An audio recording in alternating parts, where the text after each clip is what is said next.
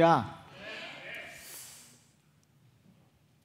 주님 보시기에 합당한 삶이 되어야 합니다라는 제목으로 하나님 말씀을 나눌 때 많은 은혜 받으시기를 주의 이름으로 축원드립니다. 르네상스 예술의 꽃을 피운 3대 천재는 레오나르도 다빈치, 미켈란젤로, 라파엘로 세 사람입니다. 라파엘로도 천재임에도 불구하고 대중적으로 레오나르도 다빈치와 미켈란젤로 두 사람에 비해 덜 유명합니다. 라파엘로의 대표적인 작품이 있습니다. 로마 바티칸의 시스티나 성당에 있는 아테네 학당이라는 작품입니다. 여러분, 제목처럼 아테네 학당입니다. 이 그림은요, 모든 철학자들, 유명한 철학자들을 그린 거예요. 철학자들을 모아서 여기 다 그린 겁니다. 여러분, 바깥 하늘이 보이는 그 중앙 문 앞에 두 사람이 있어요. 두 사람을 확대했는데요, 확대한 그림이 이렇습니다. 두 사람이 손을 가리키는 방향을 한번 보십시오. 빨간 망토를 두른 사람은 플라톤이에요. 그는 손을 하늘을 향해서 가리키고 있어요. 손바닥이 땅을 향해 있는 사람은요, 아리스토텔레스예요. 그래도 아시죠? 플라톤 들어보시고 아리스토텔레스는 들어보셨잖아요. 너무 모르는 척하면 설교를 못해요. 좀 아는 척, 맞다, 이렇게 좀 하세요. 플라톤은요, 하늘을 가리켰습니다. 이상세계를, 플라톤 철학을 읽어보면 이상세계를 강조했어요. 아리스토텔레스는요, 땅을 가리킵니다. 현실 세계를 강조한 철학자예요. 그래서 플라톤은요, 이상주의자였습니다. 이렇게 하세요. 아리스토텔레스는요, 철저한 현실주의자였어요. 그리고 플라톤과 아리스토텔레스가요, 철학의 양대 산맥이고 양대 기둥입니다. 그래서 철학의 사조는요, 플라톤을 중심으로 한 철학과 아리스토텔레스를 시작점으로 한 철학이 두 기 나눠져서 지금까지 그 두 체제가 지금까지 철학의 사조가 되었어요. 여러분, 사람들은 자신의 손이 가리키는 것을 추구하고 자신이 손가락이 가리키는 삶을 살아갑니다. 오늘 본문에도요, 전혀 다르게 손을 가리키는 사람들에 대한 이야기입니다. 단지 하늘과 땅을 가리키는 것 이상의 차이예요. 주님과 바리새인은요, 가리키는 손가락이 달랐고 삶이 달랐고 인생이 달랐습니다. 추구하는 것이 달랐어요. 주님은 철저하게 합당한 삶을 사셨어요.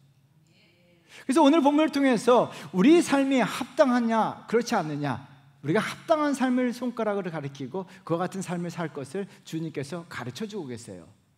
여러분, 3절 말씀 우리 한번 같이 읽어볼까요? 예수께서 대답하여 율법교사들과 바리새인에게 이르시되 안식일에 병 고쳐주는 것이 합당하냐 아니하냐. 예수 그리스도께서 율법교사들과 바리새인들에게 이르되 병 고치는 것이 안식일에 합당하냐 그렇지 않느냐라고 질문하고 계십니다. 이 합당하다고 하는 동사는요, 합법적이다, 타당하다라는 의미가 있는 헬라어 단어입니다. 여러분, 바리새인들과 예수님께서 질문하고 계시는 것입니다. 바리새인들에게 안식일에 병을 고치는 것이 합당하냐 아니냐라는 질문을 통해서 이와 같이 질문을 던지는 거예요. 지금 너의 삶이 합당하느냐 안 하느냐, 지금 너의 행동이 타당한가 그렇지 않는가, 지금 너의 생각이나 너의 언어나 너의 말이나 너의 눈빛이나 타당한가 합당한가 아니면 합당하지 않느냐 질문을 던지고 계시는 거예요. 여러분, 예수님께서 이런 질문을 던지신다면 여러분 어떻게 대답하시겠습니까? 바리새인들과 율법학자들은요, 자기 자신들의 생각에 자기가 지금 합당하게 살고 있다라고 이야기합니다. 합법적인 삶을 살고 있다, 적합하다는 삶을 살고 있다, 잘하고 있다라고 생각하고 있는 거예요. 근데 주님은요, 그들 향해서 아니다라고 이야기하시는 거예요. 여러분, 현대의 많은 사람들도 착각하고 있습니다. 자기 자신은 그래도 타당하게, 논리적으로, 이성적으로 잘 살고 있다라고 생각하고 있어요. 바르게 살고 있다라고 생각할 수 있어요. 근데 주님은요, 아니다라고 얘기하실 수가 있다는 이야기예요. 여러분, 합당하게 사는 것처럼 생각을 하지만 주님 보시기에 합당해야 합니다. 저와 여러분들은 예수 그리스도의 사람인 줄 믿습니다. 그렇다면 우리는요, 내 생각에 합당한 것이 아니라 예수 그리스도 앞에서, 하나님 앞에서 예수 그리스도 보시기에 합당한 삶을 사셔야 할 줄 믿습니다. 예수님 앞에 합당한 삶이 되셔야 될 줄 믿습니다. 여러분, 오늘 본문을 통해서 주님 보시기에 합당한 삶이 무엇인가를 가르쳐주고 계시는데요, 그렇다면 내가 주님 보시기에 합당한 삶을 살기 위해서는요, 오늘 본문을 통해서 그와 같은 삶을 사셔야 돼요. 첫 번째는요, 마음부터 합당해야 합니다. 마음이 합당해야 합니다. 철학자 니체, 오늘 철학 얘기를 좀 하겠습니다. 니체는요, 철학을 통해서 왜 철학을 하는가? 사람이 고귀한 인간이 되어야 함을 강조했어요. 철학하는 이유, 고귀한 인간이 되어야 한다는 거예요. 고귀한 인간이 되기 위한 방법을, 고귀한 인간이 될 수 있는 방법을 한 가지 제시했는데요, 그것이 바로 거리의 파토스라고 하는 개념이에요. 어려울 수 없습니다. 거리라고 하는 간격을 이야기합니다. 그리고 파토스는 감정이에요. 그래서 거리의 파토스라는 개념은요, 강자, 고귀한 자, 높은 계층에 속하는 자가 갖는 차별과 우월감을 거리의 파토스라고 이야기해요. 고귀한 인간과 대조되는 인간을 천한 인간, 비천한 인간이다라고 언급하고 있습니다. 그래서 나는 비천한 인간들과 다르다, 그들과 다르다라는 개념을 가지고 살아야 한다는 거예요. 그게 니체가 이야기하는 거리의 파토스예요. 여러분, 니체가 개념을 하지 않았어도요, 이미 예수님 당시 바리새인들은요, 거리의 파토스 개념을 가지고 살아가고 있었습니다. 우월감과 차별감을 가지고 살았는데요, 누가복음 18장 11절 말씀인데요, 우리 한번 나같이 읽어볼까요? 읽어보도록 하겠습니다. 바리새인은 서서 따로 기도하여 이르되, 하나님이여, 나는 다른 사람들 곧 토색, 불의, 간음을 하는 자들과 같지 아니하고 이 세리와 같지 아니함을 감사하나이다. 여러분, 바리새인들은 세리와 같이 천한 것들과 같지 아니함을 감사하다라고 하나님께 기도했어요. 바리새인들의 마음속에는요, 거리의 파토스, 우월감이 있었어요. 차별감이 있었습니다. 그래서 비천한 것들, 세리와 같은 비천한 것들과 나는 다르다는 거예요.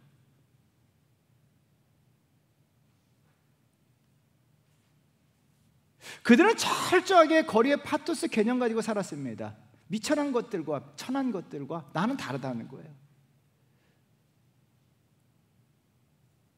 오늘 본문에서도 주님에게 그 감정이 그대로 노출되고 있는데요, 여러분 1절 말씀 우리 한번 같이 읽어볼까요?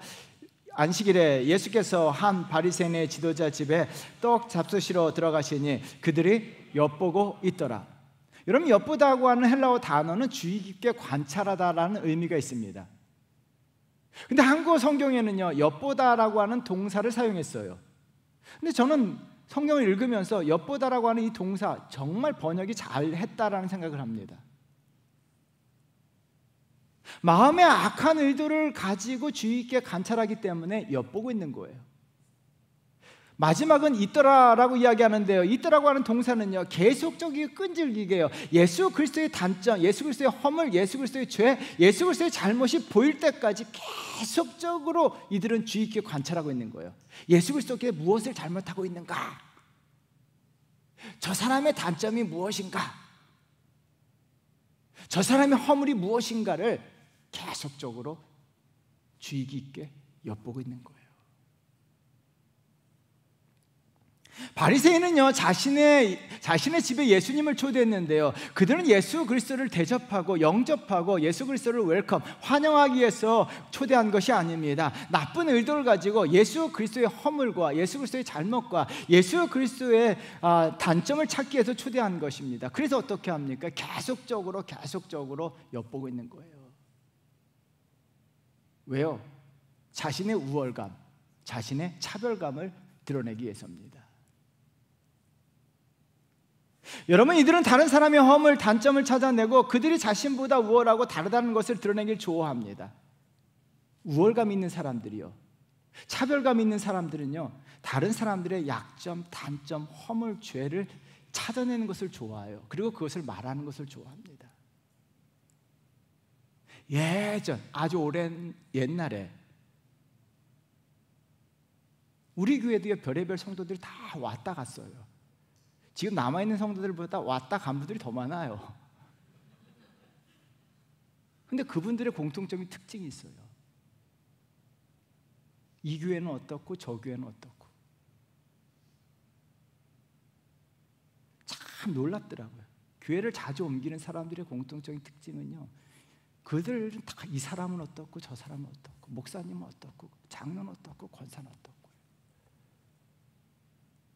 마음에 안타까움이 들었어요. 교회 와서 하나님 앞에 예배하러 온 것이 아니라 교회의 잘못, 교회의 단점,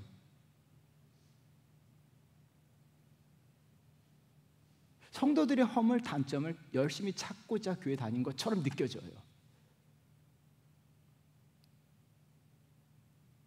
왜 그럴까요? 보이지 않는 마음속에 자신은 아니다는 거예요. 저런 사람들과 다르다는 거예요. 나는 그렇게 하지 않는다는 거예요. 마음속에 우월감과 차별감, 거리의 파토스가 마음속에 암시적으로 가지고 있는 거예요.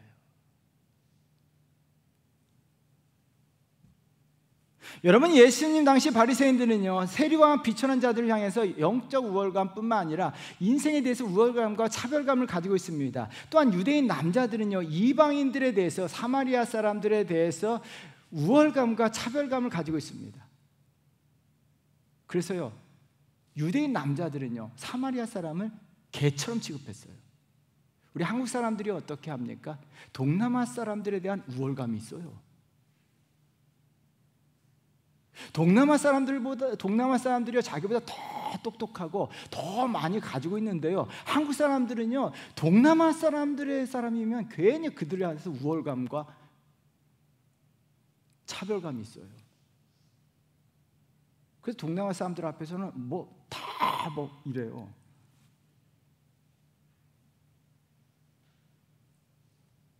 베드로도요, 꼴의 유대인 남자라고 어떻게 합니까? 이방인에 대한 차별이 있었어요.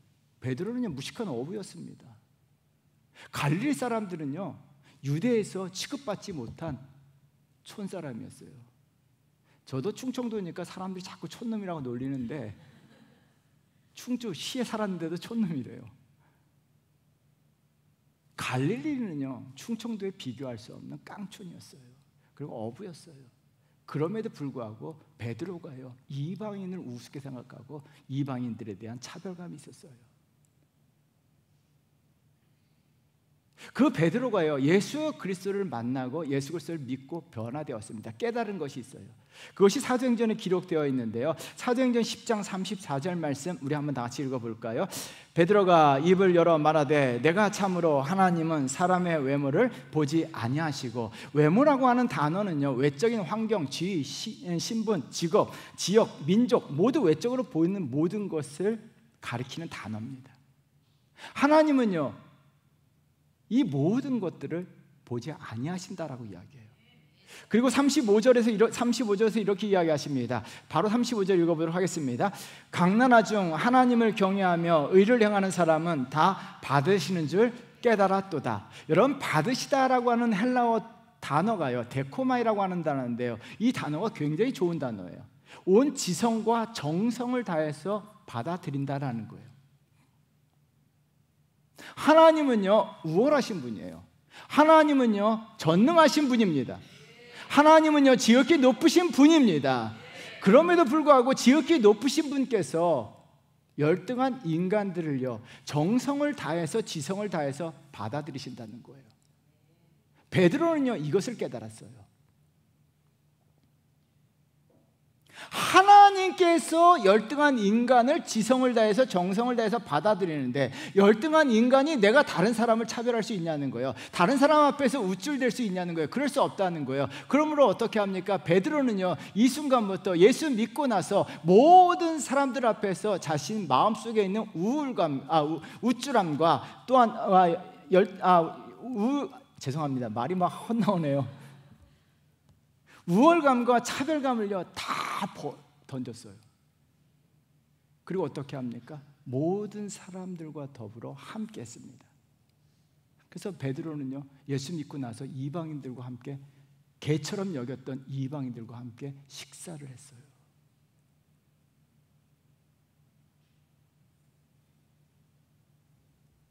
여러분, 이것이 주님의 마음이고 주님 앞에 합당하다는 거예요. 저와 여러분들 예수 믿는 베드로가 되어야 될 줄 믿습니다. 우리 마음속에 거리의 파토스를 없애셔야 돼요. 저도 50여 년을 살다 보니까요, 사람들에게 나타나는 두 가지 반응, 니체가 철학적으로 이것을 정리했어요. 하나는 거리의 파토스, 이미 말씀드렸죠. 우월감과 차별감이에요. 자기보다 조금 못한 사람들. 한국 사람들도 그와 같은 마음이 많이 가지고 있어요. 자기보다 못하면요, 그 사람 앞에서 우월감이 나타나요. 그리고 우리는 우리끼리. 아파트 평수가 큰 평수는 평수끼리. 실제적으로 지금 우리 한국 사회에서 일어나고 있는 현상이죠. 임대 아파트 사는 사람들은 임대 아파트 사는 사람들 앞에서,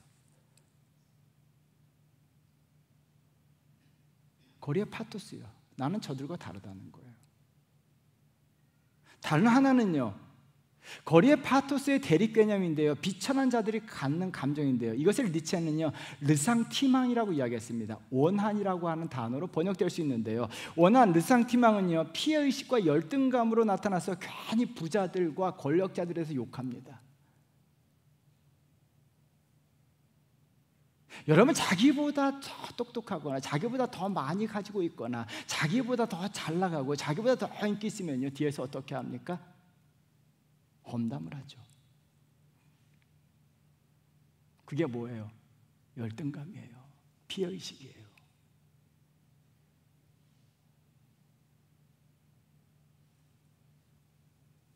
그리고 그들 앞에서는 당당하지 못하고 비굴하고 주눅들고 살아가요. 여러분, 거리의 파토스, 르상티망이 마음에 있다면 합당하지 않다는 거예요. 우월감, 차별감으로 사람들을 무시한다면 그거는 주님 보시기에 합당하지 않다는 거예요. 또한 뒤에서요, 나보다 나은 사람들, 나보다 많이 가진 사람들, 나보다 더 인기 있는 사람들을 욕하고 있다면 이 마음도 주님 보시기에 합당하지 않다는 거예요. 여러분, 지금 어떤 마음을 가지고 살아가고 있냐는 거예요. 저와 여러분들 주님 보시기에 합당한 마음을 가져야 될 줄 믿습니다. 이런 마음이 있다면 그 마음을 다 버리셔야 할 줄 믿습니다.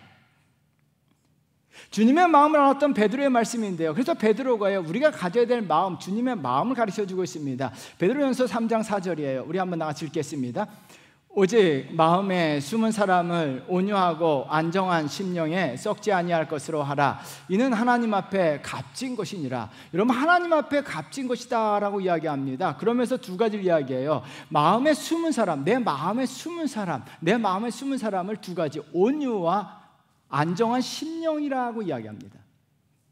온유라고 하는 단어는요, 부드러움, 친절함이에요. 나이스한 사람들, 모든 사람을 나이스하게 대하라는 거예요. 그리고 안정한 심령이라고 하는 단어는요, 외부에서 일어나는 동요에 흔들리지 않는 평안함을 안정한 심령이라고 이야기하는데요, 사람에 따라 마음이 변하지 않는 거예요. 여러분, 그리스도인들은 이와 같은 사람이 되어야 돼요. 가진 자들, 권력자 앞에서나 비천한 자 앞에서나 나보다 못한 사람 앞에서나 내 마음에 변화가 없어야 합니다. 내 마음에 변화가 없어야 합니다. 여러분, 우리 그리스도인들은요, 누구 앞에서도 당당해야 되고 누구 앞에서도 겸손해야 합니다. 우리 그리스도인들은요, 아무리 큰 권력을 가지고 있고 아무리 큰 부자라도요, 아무리 뛰어난 사람 앞에서도 그리스도인들은 당당하셔야 돼요. 그리고요, 나보다 못한 사람들 앞에서는 겸손하셔야 돼요. 사도 베드로가요, 온유와 안정한 심령을 가지라, 숨은 마음속에 그것을 가지라고 이야기하면서 다음 이렇게 이야기하십니다. 3장 8절입니다. 읽어보도록 하겠습니다. 마지막으로 말하노니 너희가 다 마음을 같이하여 동정하며 형제를 사랑하며 불쌍히 여기며 겸손하며. 여러분, 우리가 안정한 마음과 온유한 심령을 가지게 될 때 우리가 마음을 같이하게 되고요, 동정하고 형제를 사랑하며 불쌍히 여기며 겸손하게 살아간다는 거예요. 여러분, 교회는요, 이런 성도들이 모여 있어야 하고 저와 여러분들이 이런 성도가 되어야 될 줄 믿습니다. 교회는요, 그래서 어떻게 합니까? 마음이 같이 해야 돼요. 그래서 서로를 동정하며 사랑하며 겸손히 여기며 불쌍히 여기는 마음 가지고 우리가 성도를 대하게 될 때 이것이 예수 그리스도의 마음이고 주님 앞에 합당한 마음인 줄 믿습니다. 이런 성도 되시기를 주의 이름으로 축원드립니다. 두 번째는요, 합당한 마음에서 합당한 행동으로 나아가셔야 합니다. 도스토예프스키의 까라마조프가의 형제들 최고의 고전이죠. 우리 그리스도인들 반드시 읽어야 될 책 중에 하나입니다. 이 책에 보면요, 인생을 막 살고 있는 그루센카라고 하는 여성이 등장합니다. 그리고 인생을 나름대로 착하게 살고 있는 알료사가 나옵니다.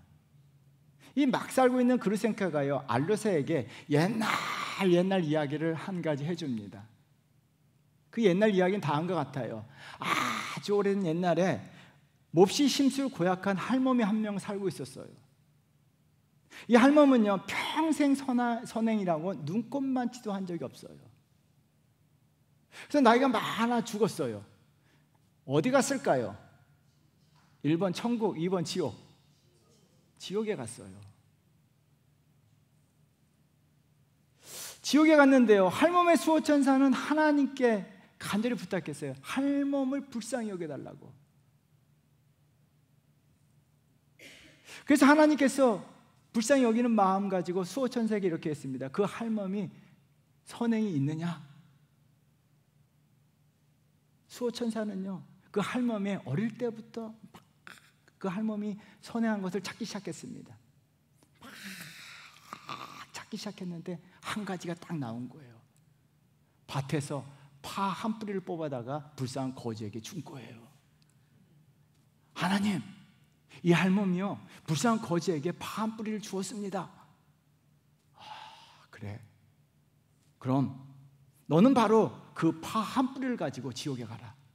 그리고 할멈에게 그것을 내밀어서 할멈이 그것을 붙잡고 나온다면 천국으로 인도하고, 그렇지 않으면 거기에 있게 하라. 그래서 천사는요, 파 한 뿌리를 들고 지옥을 향해서 날아갔어요. 그리고 지옥에 막 하는 사람들 가운데 할멈을 불렀어요. 할멈, 이 파 한 뿌리 붙들고 나오시오. 그래서 할멈은요, 이 파 한 뿌리를 탁 붙들고요, 천국을 향해서 쫙 올라가고 있었어요.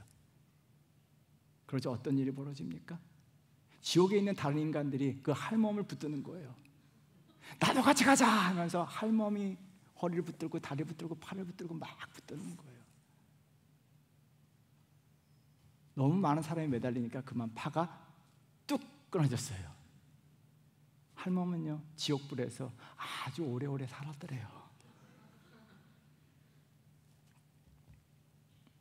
여러분, 도스토예프스키는 이야기를 자신의 책에 넣으면서 사람들이 살면서 선한 일을 행한 것이 다 드러난다, 보상을 받는다는 것을 강조한 거예요. 여러분, 19세기 저자가 살고 있던 러시아에서는요, 사람들이 냉정했어요.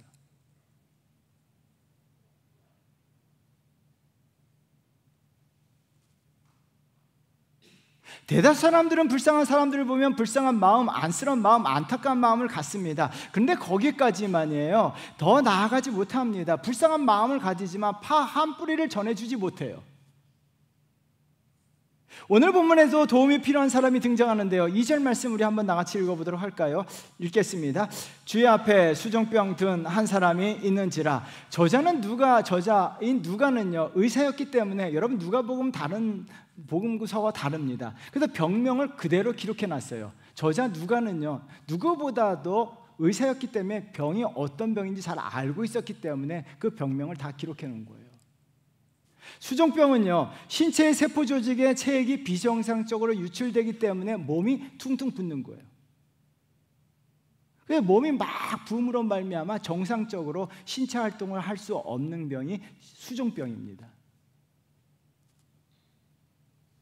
여러분, 성경에는 언급이 없지만 성경을 읽고 또 읽으면서 느낀 것이에요. 바리새인들이 여러분, 바리새인들은 저명한다라고 이야기합니다. 바리새인 중에 지도자라고 이야기합니다. 바리새인 지도자가 이와 같은 사람을 자기 집에 초청했을 리는 없을 것 같아요. 예수 그리스도를 시험하기 위해서 의도적으로 예수 그리스도 앞에 이 병든 자를 갖다 놓은 거예요. 나쁜 일들을 가지고 예수 그리스도께서 이 병든 자를 안식일에 어떻게 하시는가를 지켜보시기 위해서, 엿보기 위해서 그 사람을 예수 그리스도 앞에 갖다 놓았다 하는 생각이 들어요.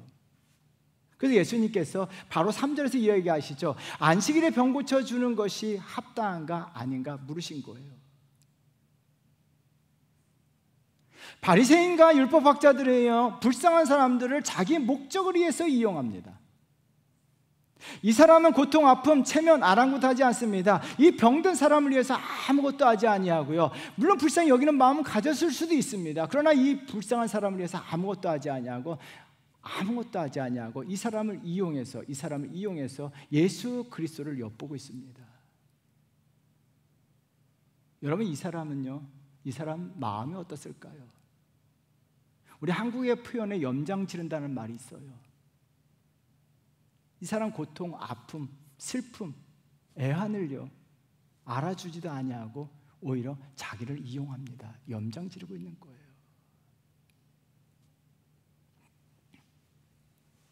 여러분, 도와주지 못할 망정 염장 지르는 사람들이 의외로 많아요.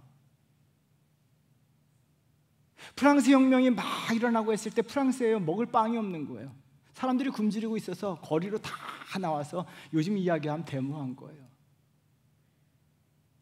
프랑스 궁궐에서 화려한 생활을 하고 있던 마리 앙투아네트는요, 밖에서 막 시끄러운 소리가 들리니까 밖이 왜 이렇게 소란하냐라고 하녀에게 물었습니다.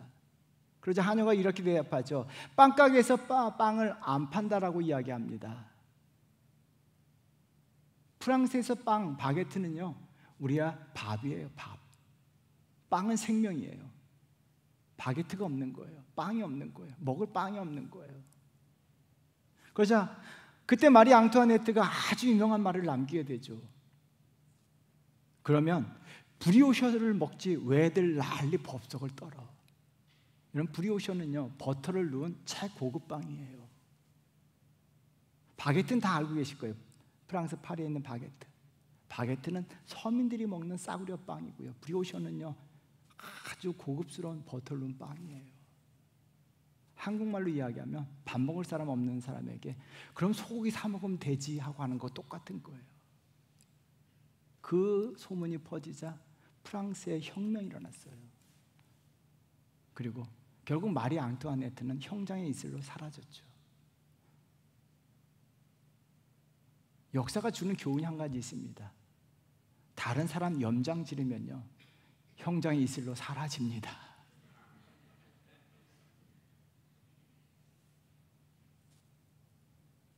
남이 배고파 죽든 말든 상관하지 아니하고 슬픔 가운데 있는 사람들, 고통 속에 있는 사람들에게 염장 지른 사람들 너무 많아요. 자기 자식들을 먼저 보낸 사람들 향해서 돈 때문에 그런다라고 염장 지른 사람들이 있어요. 한국 사회가요.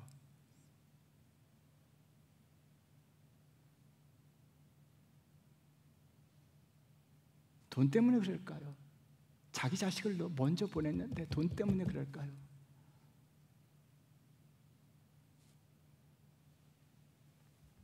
여러분, 돈 때문에 그런다, 못 배워서 그런다, 게을러서 그런다, 다 염장 지르는 말이에요. 더 염장 지르는 말이 있어요.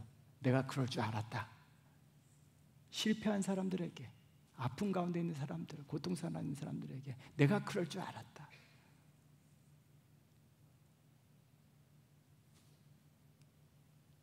여러분, 주님은요 이것이 합당하지 않다라고 이야기하십니다. 그래서 결론적으로 말씀하고 계세요. 5절 말씀 우리 한번 다 같이 읽어보도록 하겠습니다. 읽겠습니다.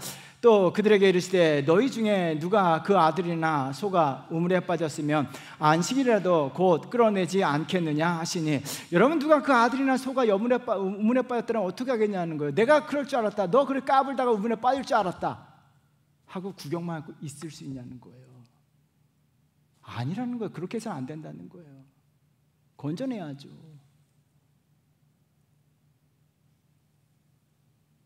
여러분, 그를 도와줘야 되고 살려줘야 되고요, 건져내줘야 됩니다. 고통 속에 빠진 사람들, 우문에 빠진 사람들을 건져내야 합니다. 그를 향해서 손을 내밀어야 합니다. 아, 불쌍하다, 내가 그럴 줄 알았다라고 이야기하면서 우물 바깥에서 불쌍히 여기는 마음 가질 수도 있습니다. 아니라는 거예요. 그를 향해서 손을 내밀어야 한다는 거예요. 그것이 주님 보시기에 합당한 삶이고 합당한 인생인 줄 믿습니다.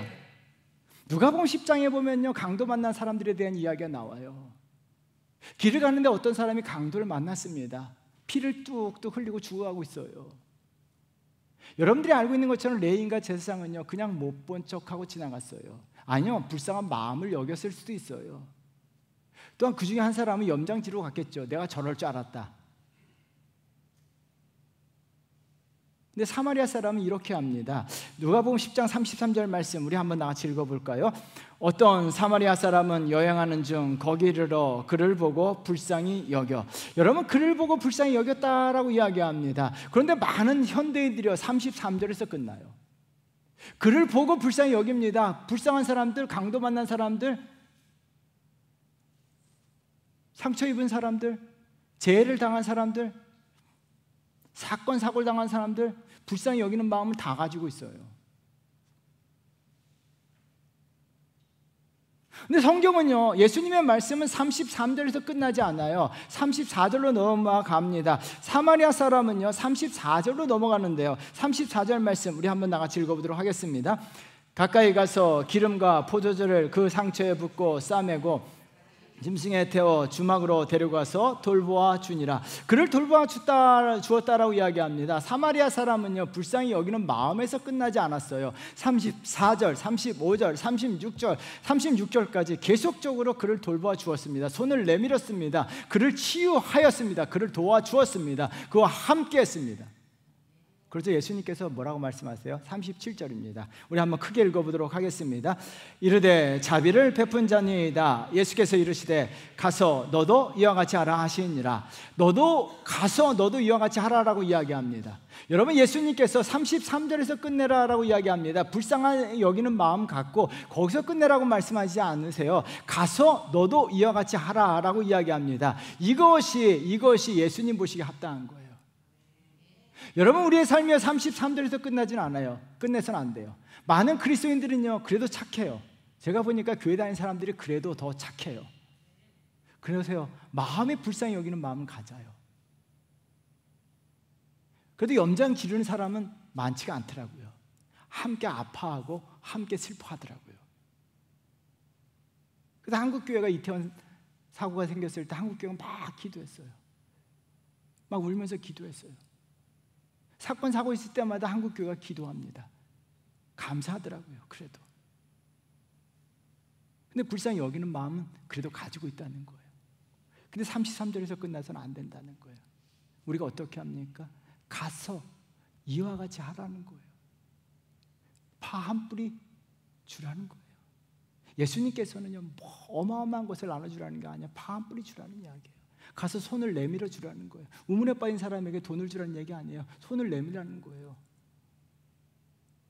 그 사람이 다시 일어설 수 있도록, 낙담해서 주저앉는 사람이 다시 일어설 수 있도록 손을 내밀어서 붙들어 주라는 이야기예요. 세워 주라는 거예요. 일으켜 주라는 거예요. 살리라는 거예요. 이것이 주님 보시기에 합당하다는 거예요. 이런 성도가 되어야 될 줄 믿습니다. 우리 하나님께서 주신 두 손을 가지고요, 주변에 울고 있는 형제들 마음으로 불쌍히 여겨야 되지만 그를 향해서 이 손으로 내미셔야 돼요. 그리고 돌봐주셔야 돼요. 함께 하셔야 돼요.